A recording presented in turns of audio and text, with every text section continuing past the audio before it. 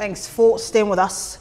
Head of U.S. Africa Command, General Michael Langley, has urged lawmakers to maintain American troop presence in Africa, calling the region vital for U.S. security.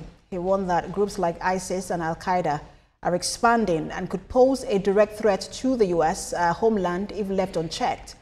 Langley also cited growing influence from China and Russia, who he said are exploiting instability to reshape global power dynamics.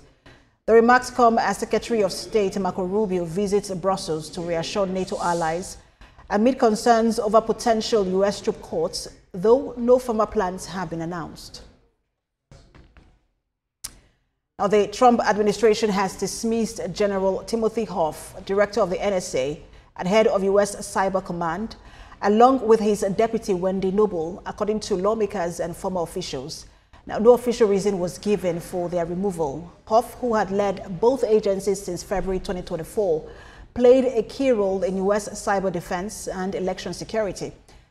Lieutenant General William Hartman is expected to serve as acting chief. The firings follow a wave of dismissals at the National Security Council, reportedly urged by far-right activist Laura Loomer, though any link remains unclear.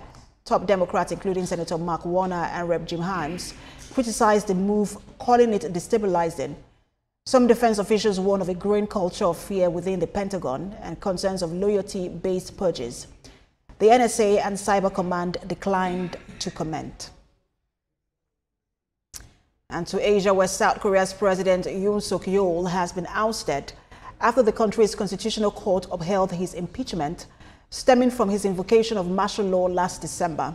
As the court's decision was announced, protesters and supporters erupted in emotion, with some protesters cheering in the streets of Seoul, waving banners in support of the ruling. Under the constitution, South Korea must now hold a national election within 2 months to elect a new president. Hang Dok-soo, the acting president, has issued an emergency order to ensure public safety, with riot police deployed in the capital. The acting Chief Justice said Yoon's actions were a violation of the Constitution. And back here in Africa, many more were injured in an attack in Sudan that saw the paramilitary group carrying out random artillery shelling and direct gunfire. The Emergency Lawyers Association has accused the RSF of violating human rights and international law.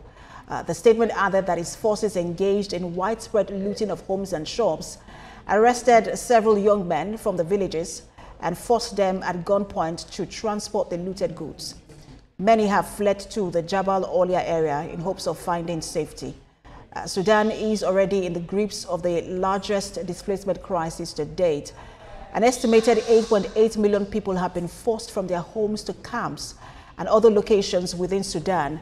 3.5 million more have fled across borders, according to the UN. On the battlefield, the RSF continues to suffer setbacks. Since the beginning of the year, the army has seized Sennar and White Nile states, as well as the capital, Khartoum.